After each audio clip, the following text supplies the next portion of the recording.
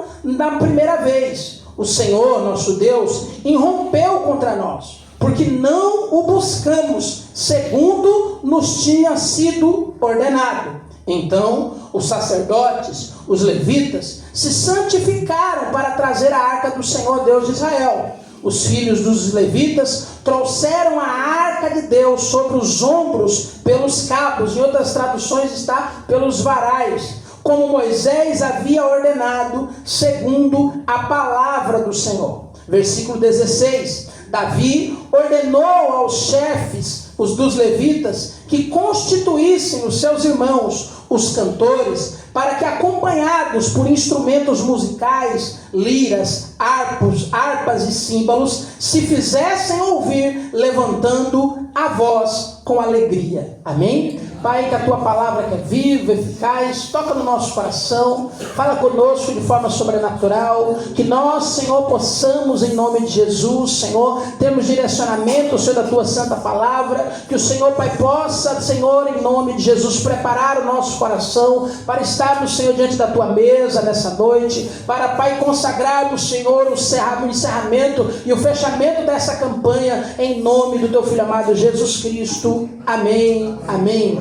Podemos assentar, glorificando ao nome do Eterno. Amém?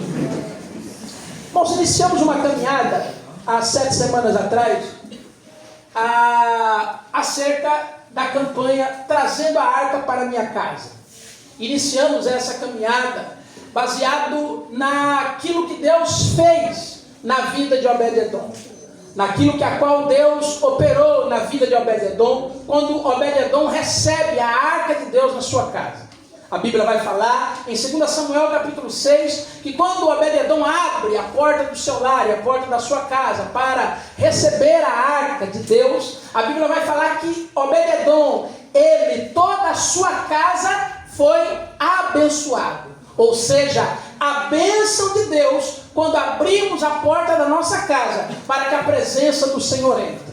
Amém? A bênção de Deus quando abrimos a porta do nosso lar para que a presença do Senhor ela se instale. A bênção de Deus quando nós permitimos que a arca de Deus adentre na nossa casa, na nossa família, no nome de Jesus. E é isso que nós temos buscado ao longo dessa campanha. É isso que nós temos orado ao longo dessa campanha. Para que a arca, a presença de Deus esteja lá na sua casa, lá na sua família. Para quê? Para que você, a sua família, a sua casa, vivam tempos de milagre, vivam tempos de adoração, vivam tempos de glória na presença do Senhor, porque a presença de Deus está sobre a sua vida. A ideia não é que a presença fique na nossa casa como ela ficou na casa de Abinadab, que ficou durante 20 anos a arca na casa de Abinadab e nada ocorreu. Mas a ideia é que nós tomemos posse daquilo que aconteceu na casa de Obed-Edom, que a arca durante 3 meses, estando ali, tudo foi abençoado. E eu profetizo isso sobre a sua casa, eu profetizo isso sobre a sua vida, eu profetizo isso sobre a sua família, no nome de Jesus. Por isso nós temos, irmãos, como tema da campanha, trazendo a arca para a minha casa. E o tema da mensagem de hoje é justamente esse: trazendo a arca de Deus. Amém? Amém. O tema da mensagem dessa noite é trazendo a arca de Deus. E a pergunta, irmãos, que eu inicio fazendo a amada igreja é: como você está se preparando para levar a arca de Deus para a sua casa? Como você está se preparando para levar a presença do Senhor para o seu lar? Como você está se preparando para que Deus entre na sua casa? Na semana passada, nós falamos que existe um interesse de Deus em adentrar na nossa casa. Existe um interesse de Deus em adentrar na nossa família. Apocalipse capítulo 3, verso 20 diz: eis que eu estou à porta e bato. Aquele que ouvir a minha voz, abrir a porta, eu entrarei e cearei com ele, e ele ceará comigo. Mas é necessário que nós venhamos abrir a porta para que ele entre. Então há um interesse de Deus genuíno em entrar na minha e na sua casa. Há um interesse genuíno de Deus em entrar na sua família. E a pergunta é: já que Deus tem interesse de entrar na minha casa, como eu estou me preparando para receber a arca de Deus? Como eu estou me preparando para que a arca, a presença do Senhor venha, ela entre na minha vida? Como que eu estou preparando? Eu lembro que teve um tempo que eu e minha esposa queríamos ganhar um colchão. E a gente eu queria um colchão daquele grande, irmãos. Eu não sei qual é o nome, né? É o King, eu acho, daquele maior, né? E a gente queria aquele grande, aquele assim que a mulher se deita de um lado e você do outro, tem que um correr atrás do outro, né? Que grande que era o colchão. E eu queria aquele grande.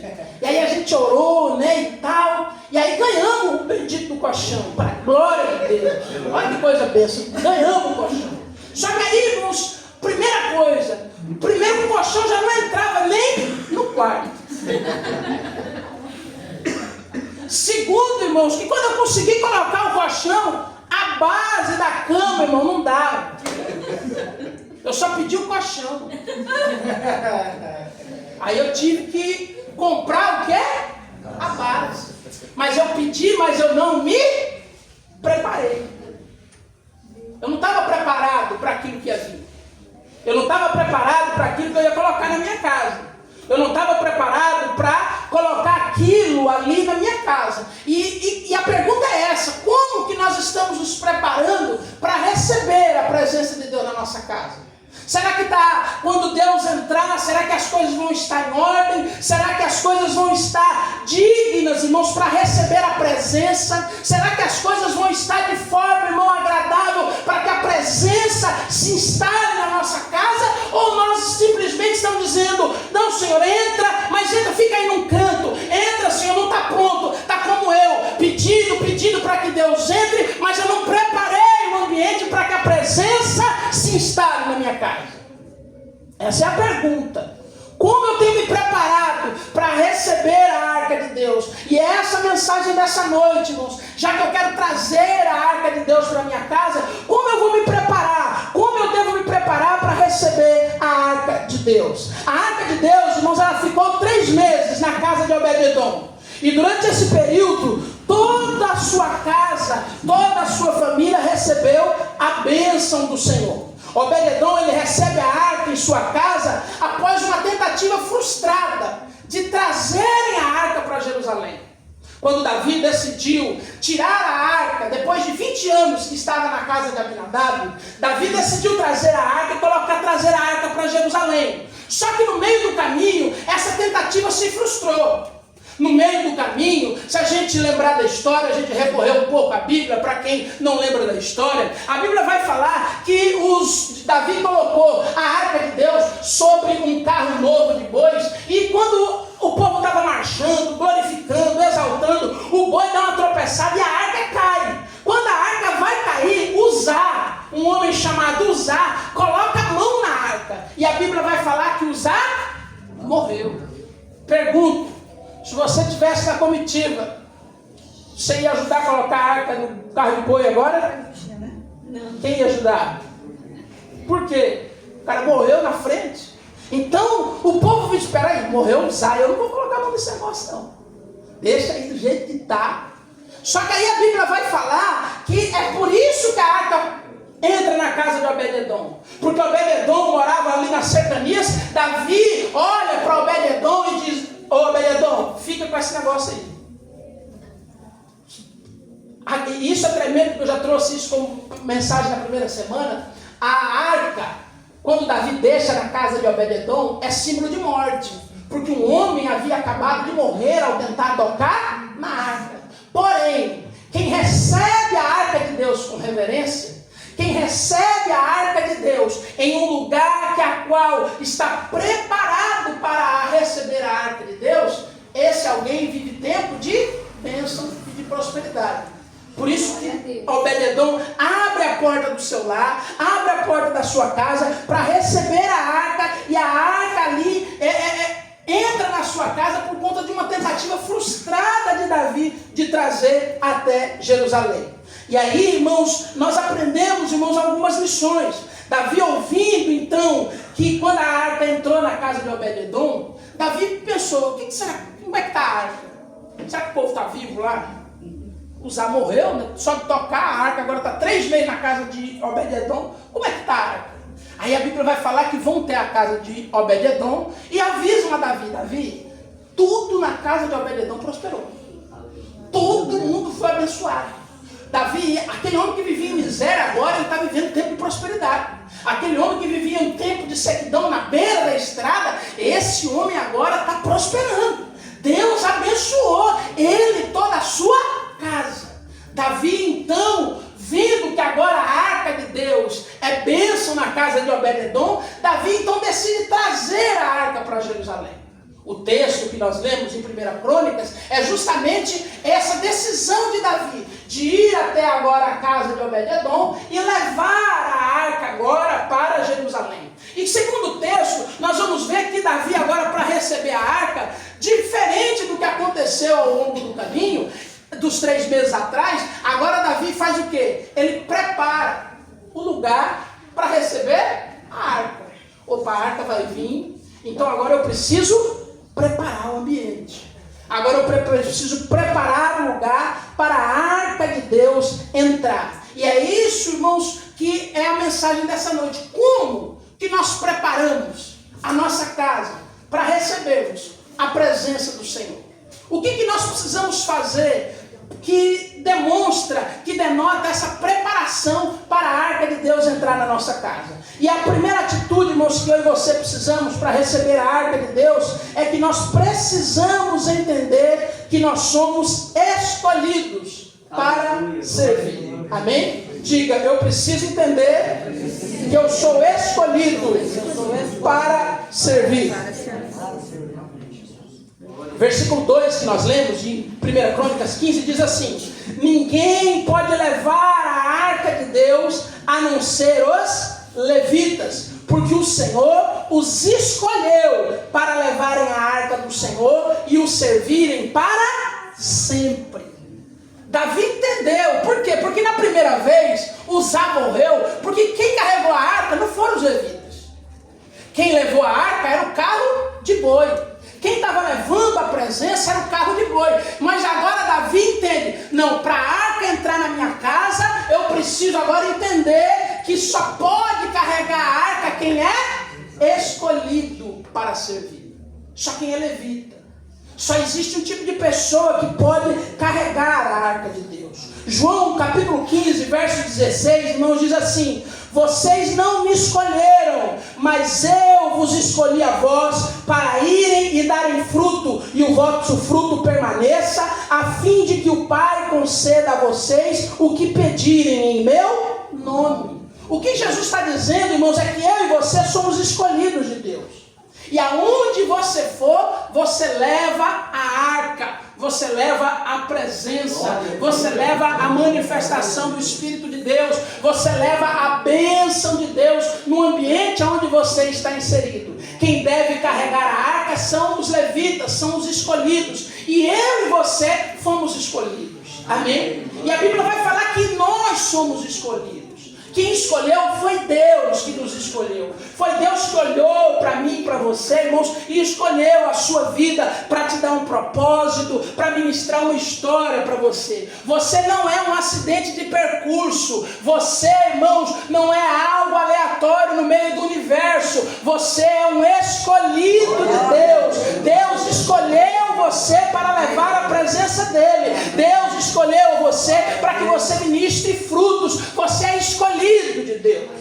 Às vezes, irmãos, as pessoas ficam diante do Senhor pensando, não, mas eu acho que eu sou um rejeitado, eu acho que eu não sou um escolhido. Não, o texto vai dizer, não foste vós que me escolhestes, mas eu vos escolhi a vós. A ciência já tem dito, irmãos, que quando o óvulo ele vai fecundar, o esperma ele vai fecundar o óvulo, a ciência ela já tem se programado e pensado que o efeito tem acontecido algo diferente do que as pessoas pensavam e imaginavam anteriormente. Porque as pessoas achavam que a vida era uma corrida, que você é um vencedor, que você venceu a corrida, por isso você chegou primeiro. E aí os outros tudo perderam, é por isso que você nasceu. Não é assim? A gente não aprendeu isso ao longo da história. Só que a ciência já tem dito, irmãos, que na realidade o óvulo ele tem emitido energia, ele tem emitido reações químicas para que existe apenas um espermatozoide que vai receber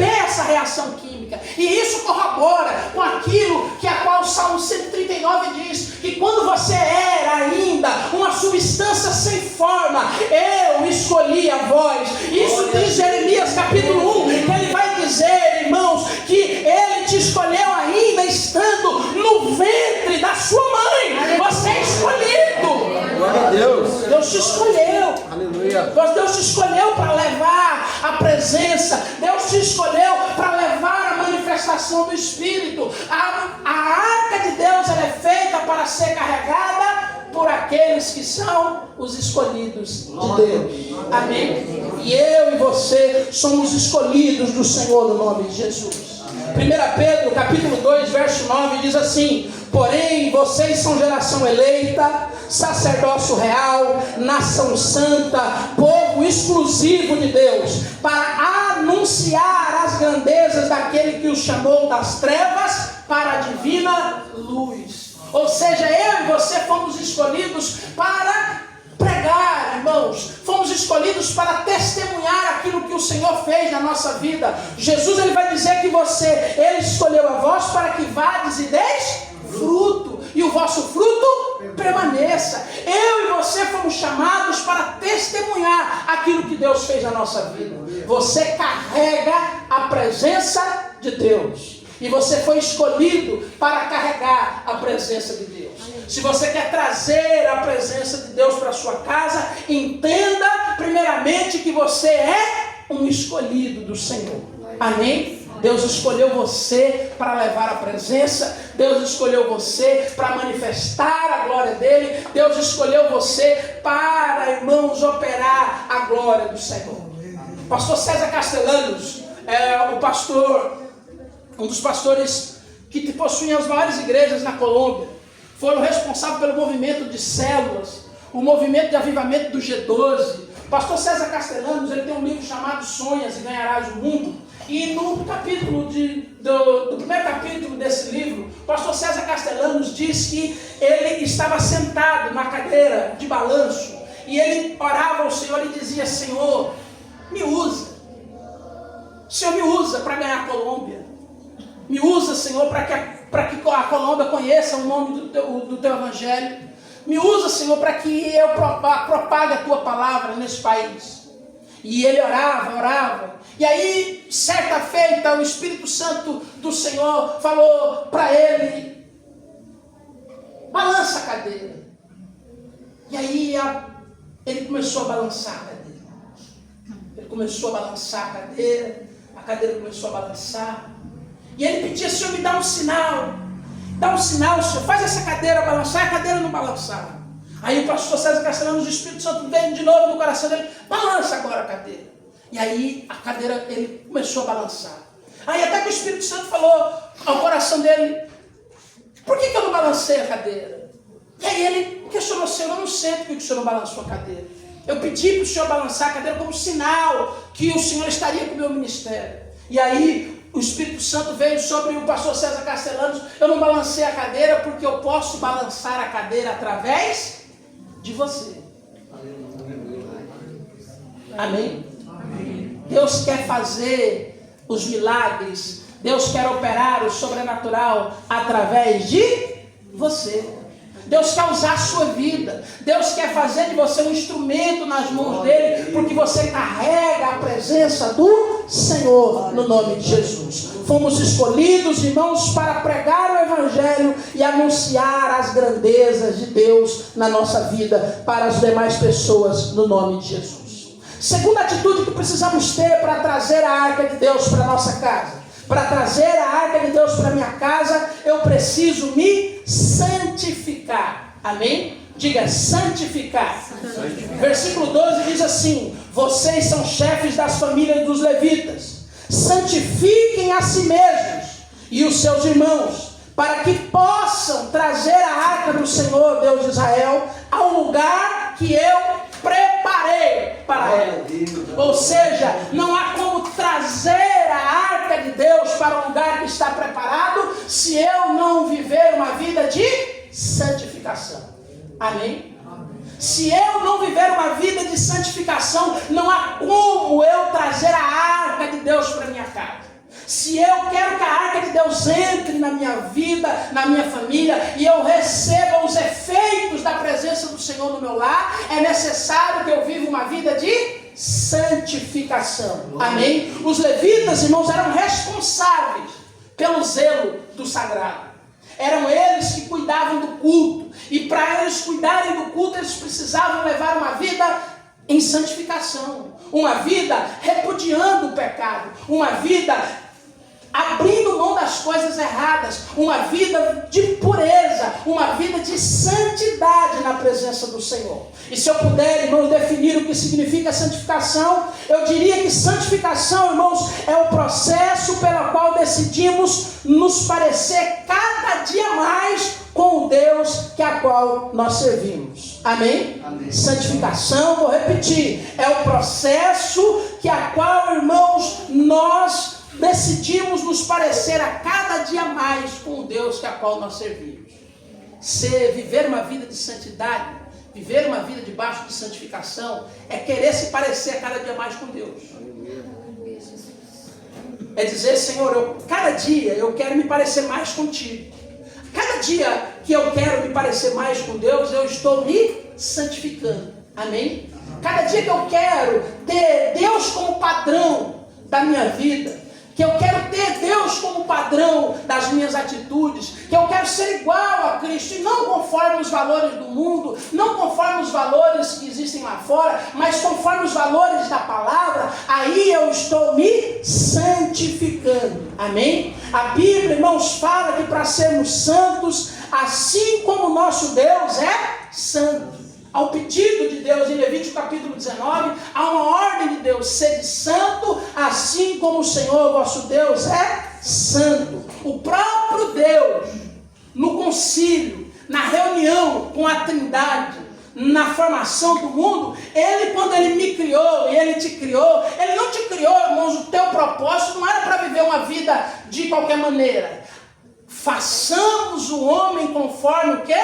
A nossa imagem, a nossa semelhança. Então o desejo de Deus é que eu e você se pareçamos, se nos assemelhamos a Ele a cada dia. Por isso o processo de santificação é o quê? Querer se parecer, querer se assemelhar, querer ser igual a Deus a cada dia.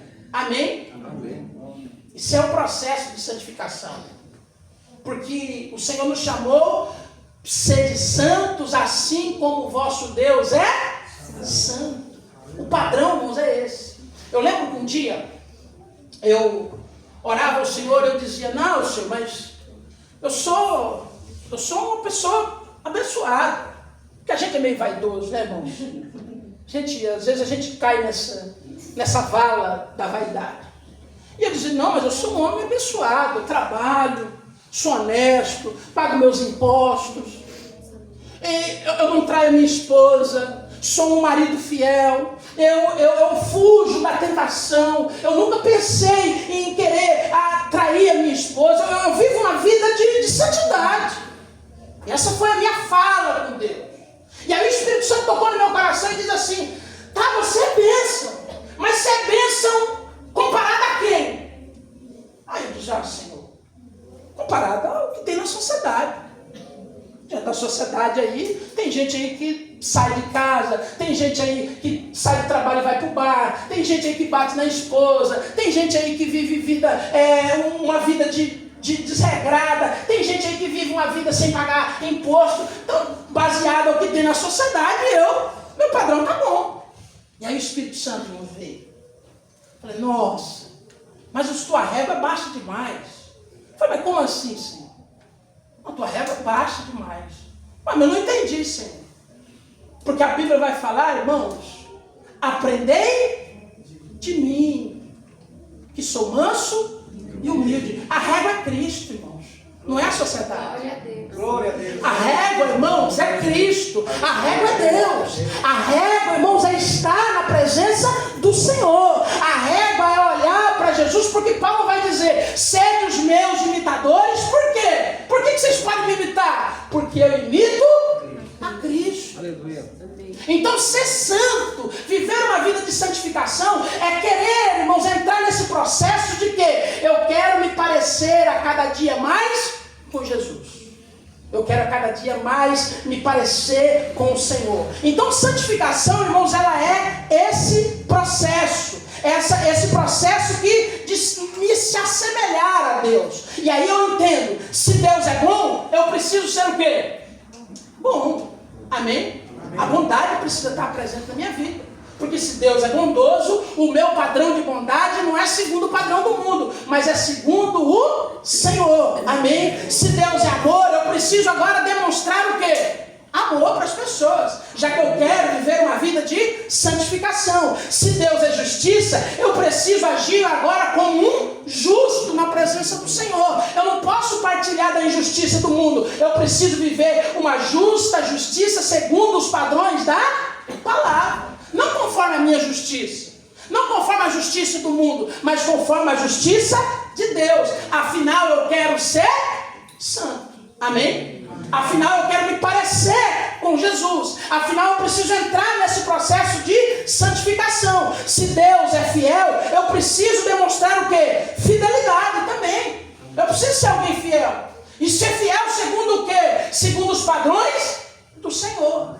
Fidelidade segundo os padrões do Senhor, capaz de dar a vida pela sua igreja. Assim como eu preciso dar a vida pelo meu casamento, pela minha esposa, pela minha família, porque eu preciso me assemelhar, não ao padrão do mundo, mas ao padrão de Deus. Ao padrão de Deus que eu preciso me assemelhar.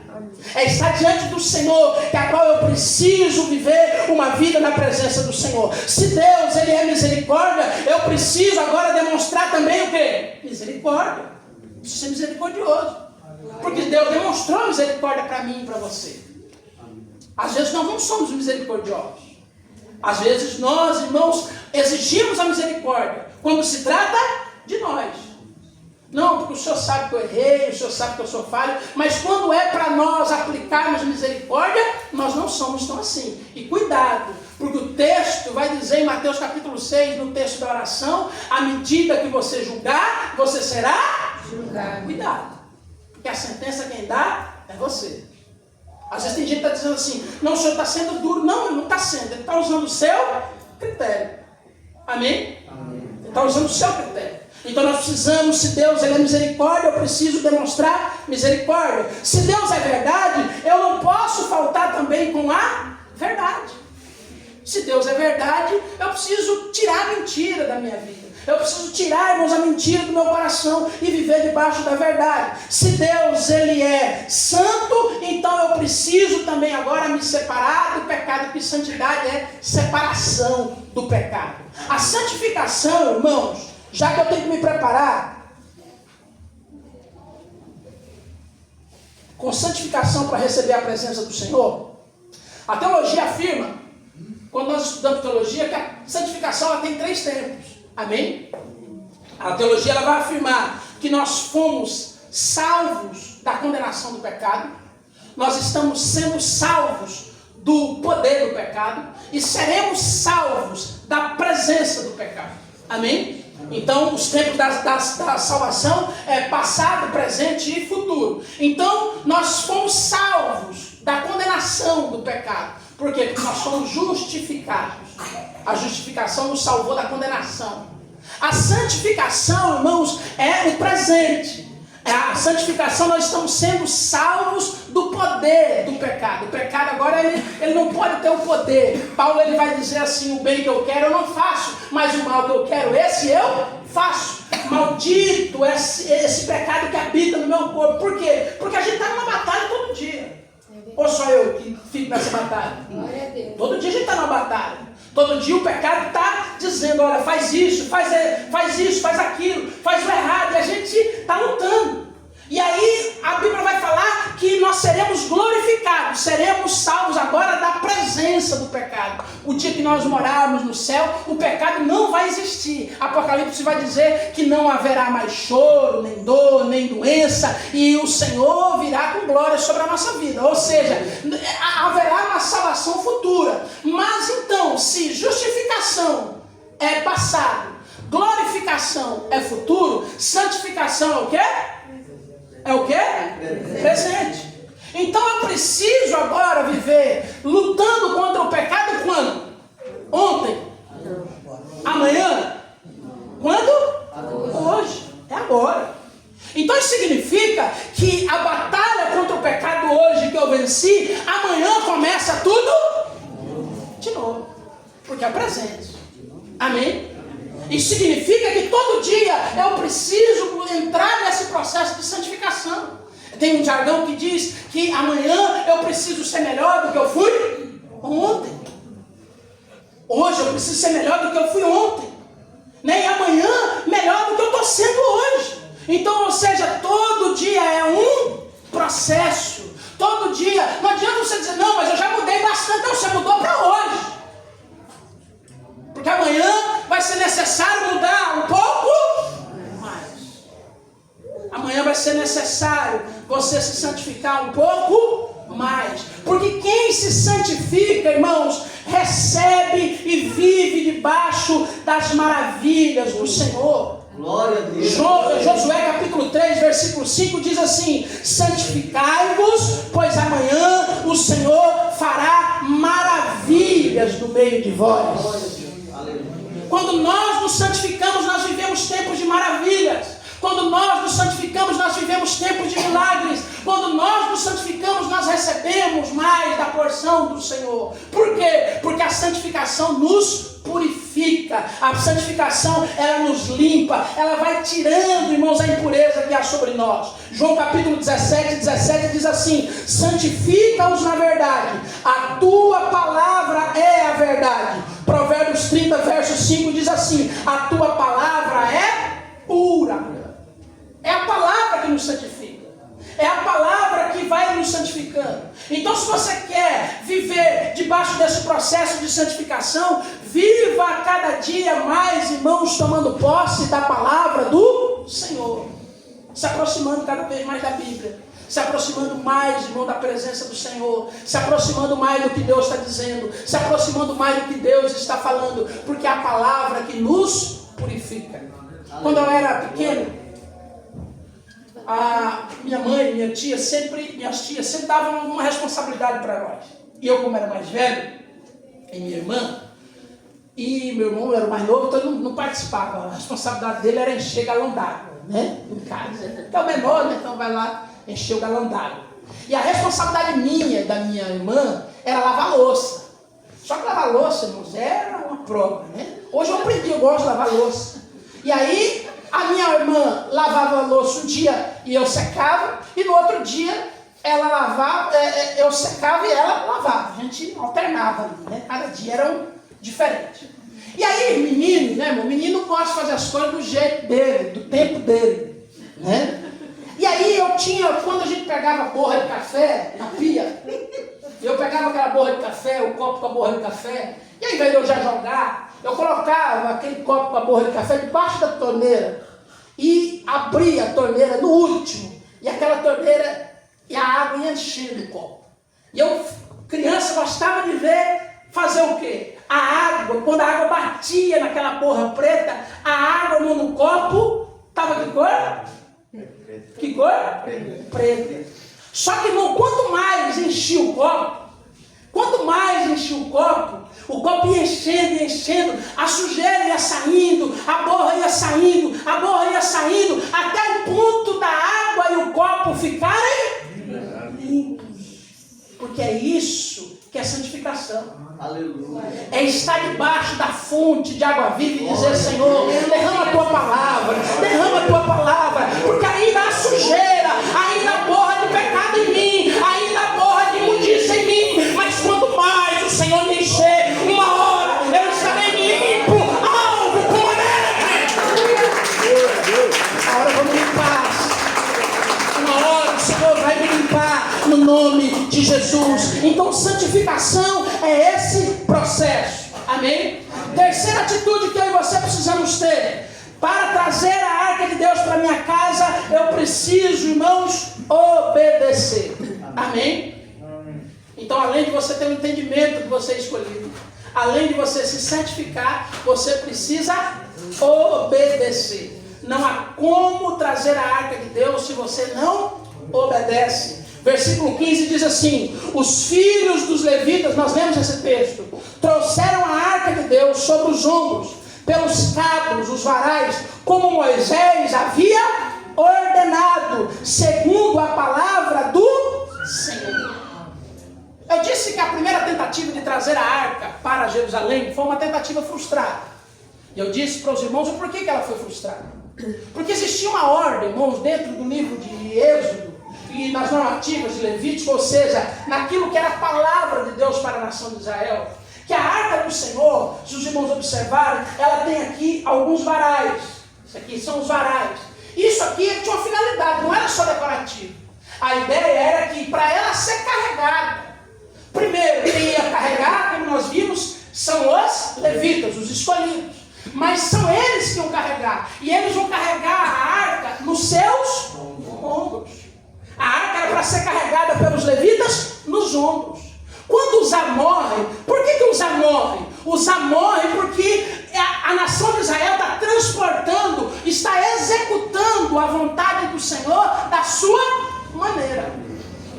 Quando eu e você agimos conforme os nossos conceitos e abrimos mão de obedecer aquilo que Deus manda, ao invés de haver vida, a morte. Amém? Então é necessário que para trazer a arca de Deus, eu viva uma vida de obediência. Eu tenho que fazer do jeito que Deus mandou. Não é do meu jeito. Não, senhor, mas eu acho que se eu colocar no carro de boi, vai funcionar. Vai ser mais rápido, vai ser mais tranquilo. Vai, mas não é do jeito de Deus. Amém? Você está conseguindo entender? Amém. Então não estamos falando de carro de boi. Você está conseguindo entender que tem que ser do jeito de Deus. Não do meu jeito. Por mais que às vezes eu ache, irmãos, que dá para fazer. Por mais que às vezes eu acho que funciona. Por mais que eu ache, irmãos, por mais que eu tenha uma boa intenção. Boa intenção, irmão, não é obedecer. Cuidado com as boas intenções. Boa intenção não é obedecer. Não, mas a minha era uma boa intenção. Eu não tinha intenção de machucar. Eu não tinha intenção de fazer. Quem dá essa desculpa? Eu tenho um sobrinho de 5 anos. Volta e meia, esses dias ele tacou um pedaço de madeira num menino lá na escola. O pai dele foi lá e brigou com ele. E aí ele disse, a resposta dele: não, mas eu não queria fazer isso. Não era a minha intenção. Quem dá desculpa de boa intenção é criança. Amém? Quem dá desculpa de boa intenção é criança. Quem dá desculpa de boa intenção é imaturo. Quem dá desculpa de boa intenção é que não tem, irmãos, uma experiência na vida espiritual. Boa intenção não significa obedecer. Amém? Há, irmãos, um provérbio que diz assim: o caminho do inferno está pavimentado de boas intenções. O caminho do inferno está pavimentado de boas intenções. Obedecer, irmãos, requer esforço. Obedecer requer, irmãos, colocar a presença na onde? Nos ombros. Requer um peso, requer esforço da minha parte, requer, irmãos, eu carregar a presença do Senhor. Obedecer às vezes é duro. Obedecer não é um caminho fácil. Obedecer não é como estar no carro de boi. Às vezes eu vou precisar segurar o peso nos meus ombros, porque obedecer dói muitas vezes. Obedecer, às vezes nós temos que abrir mão das nossas vontades. Obedecer, às vezes nós vamos ter que abrir mão dos nossos conceitos. Obedecer, nós vamos ter que abrir mão das nossas razões. Mas eu preciso fazer isso, porque só consegue receber a arca de Deus quem obedece. Quem faz do jeito de Deus, porque a presença é dele, não é minha. Então eu preciso fazer do jeito de Deus, no nome de Jesus. Amém? Quarta, irmãos, atitude última para nós trazermos a arca de Deus para a nossa casa. Procure, irmãos, trazer e receber a arca de Deus com alegria. Amém? Então, primeiro, tenha entendimento que você é escolhido. Segundo, que você se santifique. Terceiro, que você obedeça. E por último, que você receba a arca de Deus com alegria. Eu vou abrir a porta da minha casa para receber a arca de Deus com alegria. 2 Samuel capítulo 6, verso 13 diz assim: quando os que levavam a arca do Senhor tinham dado 6 passos, Davi sacrificava um boi e um animal gordo. Davi dançava com todas as suas forças diante do Senhor. O versículo 17 do texto de 1 Samuel, de 1 Crônicas que nós lemos, diz assim: levaram a arca do Senhor e puseram no seu lugar, no meio da tenda que Davi tinha preparado para ela. E então Davi trouxe holocaustos e ofertas pacíficas ao Senhor. Amém?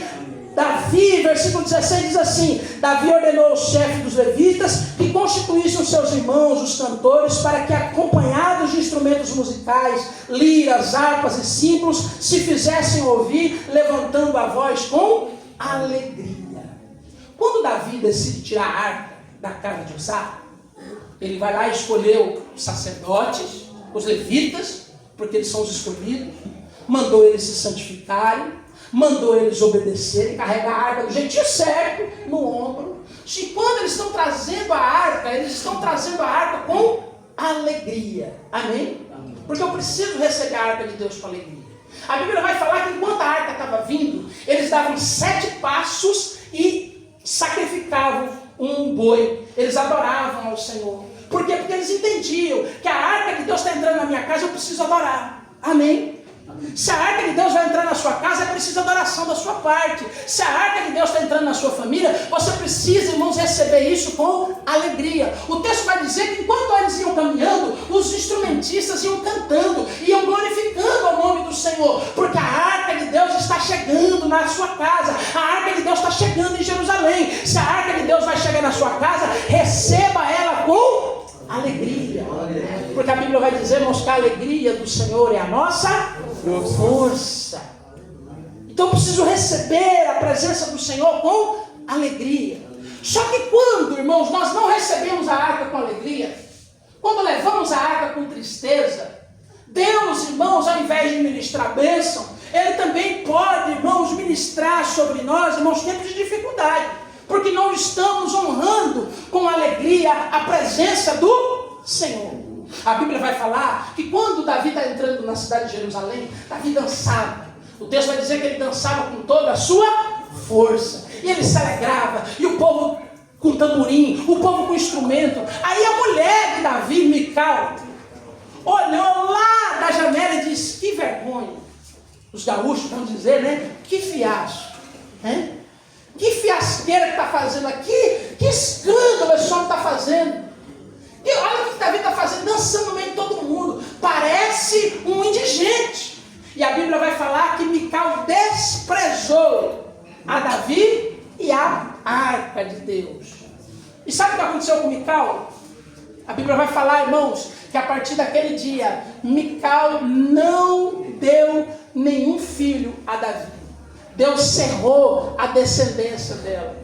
Cuidado, irmãos, para não receber a arca de Deus com alegria e a sua descendência ser prejudicada, a sua descendência viver tempos de dificuldade, a sua descendência viver tempos, irmãos, de angústia, porque você não recebeu a arca de Deus com alegria. Amém? Para nós concluirmos, irmãos, trazer a arca de Deus para minha casa requer, irmãos, preparar um ambiente para que a bênção de Deus ocorra. E para isso eu preciso entender que eu sou escolhido para servir. Para receber a arca de Deus eu preciso me santificar e eu preciso obedecer. E por último, receber a arca de Deus com alegria no nome de Jesus. Amém? Quero que vocês se coloquem de pé nessa noite em nome de Jesus. Feche seus olhos. E eu quero que você faça essa primeira oração antes de nós participarmos da ceia. Você que está encerrando essa campanha, você possa vir aqui diante das mesas do Senhor. Vai falando com o Senhor. Senhor, eu quero que a Tua presença, Senhor, entre na minha casa. Eu quero que a Tua presença entre na minha família, Espírito Santo de Deus. Senhor, eu quero que a Tua presença entre na minha casa. Abra a porta da sua casa e diga: Senhor, entra na minha casa, Senhor. Entra, Senhor, em nome de Jesus. Eu entendo que o Senhor me escolheu, Senhor, para levar a Tua presença. Eu entendo isso, Senhor, que o Senhor me escolheu para levar, Senhor, a tua palavra lá para os meus familiares. Você não está aqui à toa, o Senhor te chamou, você é escolhido para levar a presença, a arca lá para a sua casa. Você não está aqui à toa, Deus escolheu, Ele chamou você para levar a presença do Senhor. Santifique-se em nome de Jesus. Repreenda agora todo pecado, repreenda agora toda obra do mal agora da sua casa. Como nós estamos diante da mesa, faça esse autoexame de você agora. Peça perdão agora pelas suas falhas. Obedeça, diga: Senhor, eu quero obedecer, Senhor, a tua palavra, a tua lei, em nome de Jesus. E eu quero, Pai, abrir o meu coração e a minha casa para receber a tua presença com alegria, Espírito de Deus. Porque eu creio que a minha descendência será abençoada. Eu creio que a minha descendência receberá a tua bênção. Eu creio que a minha descendência receberá o teu milagre em nome de Jesus. Vai falando com o Senhor. Eu quero ungir você em nome de Jesus. Aleluia, Espírito Santo de Deus. Pai, nós encerramos, Senhor, mais essa campanha na tua presença, na certeza, Senhor, que abrimos a porta da nossa casa para que a tua presença faça habitação, Senhor.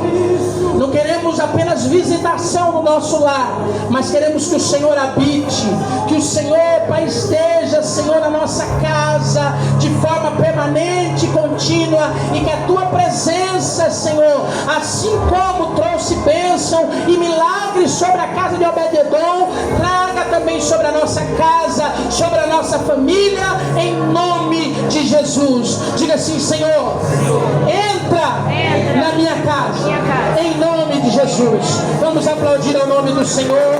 Aleluia.